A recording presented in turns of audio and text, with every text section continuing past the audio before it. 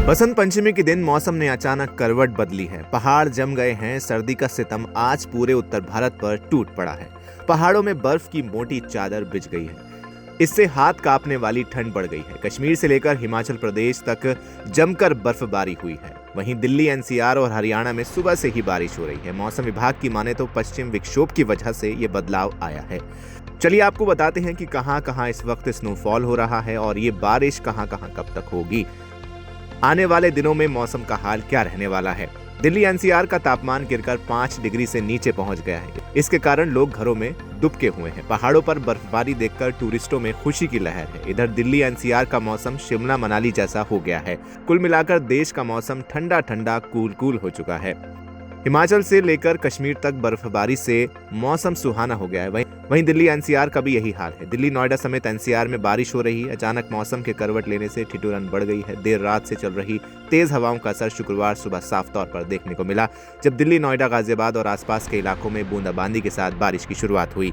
Delhi NCR में मौसम की बात करें तो 23 जनवरी यानी शुक्रवार को मौसम विभाग के मुताबिक दिन भर आसमान में बादल छाए रहेंगे। शुक्रवार को 40 किलोमीटर प्रति घंटा की रफ्तार तक तेज हवाएं चलेंगी। वहीं हल्के से मध्यम बारिश की भी संभावना जताई गई है, जिसके चलते तापमान गिरेगा और ठंड ज्यादा बढ़ेगी।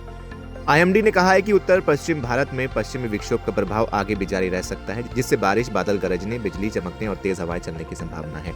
मौसम विभाग ने बताया कि दिन के अलग अलग हिस्सों में हल्की सी मध्यम बारिश के साथ आंधी, बिजली गिरने और 30 से 40 किलोमीटर प्रति घंटा की रफ्तार से झोंकदार हवाएं चलने की संभावना बनी हुई है। 24 जनवरी को भी मौसम लगभग ऐसा ही रहने का अनुमान है। इस दिन अधिकतम तापमान 17 डिग्री और न्यूनतम 60 डिग्री सेल्सियस हो सकता है। ये तो रही दिल्ली की बात। अब बात करते हैं कश्मीर की। घाटी में कल रात से ही बर्फबारी शुरू हो गई है। कश्मीर में बर्फ की मोटी चादर बिछ गई है। तापमान माइनस में चला गया। खुले आसमान में खड़े होने पर लोग बर्फ से ढके जा रहे हैं। श्रीनगर में 8 इंच तक बर्फ गिरी है। गुलमर्ग, सोनमर्ग और पहलगाम जैसे पर्यटन स्थलों में बर्फ की मोटी परत जम गई है। सड़कें बंद हो गई हैं, जिससे यातायात प्रभावित हुआ है। इसके चलते एयरपोर्ट पर कई फ्लाइट्स कैंसिल हो गई हैं। वहीं हिमाचल में भी बर्फबारी से मौसम सुहाना हो चुका है। यहाँ भी गजब बर्फबारी का दौर जारी है। शिमला, मनाली और कुल्लू में 10 से 15 इंच बर्फ गिरी है। रोहतांग पास पूरी तरह बंद हो गया है। पर्यटकों के लिए ये बर्फबारी खुशी का मौसम है।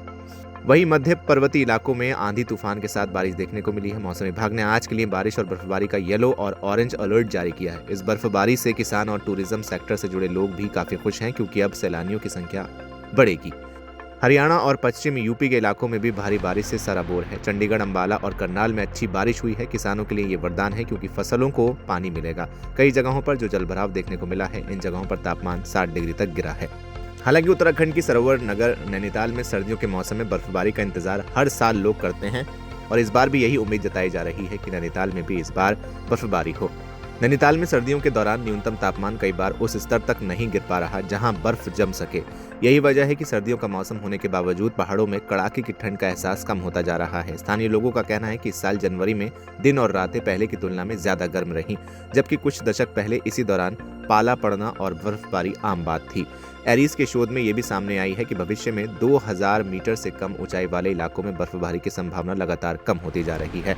वैज्ञानिकों का मानना है कि नैनीताल जैसे क्षेत्र जो लगभग 2000 मीटर की ऊंचाई पर मौजूद है, वहां आने वाले समय में बर्फबारी बहुत दुर्लभ हो सकती है।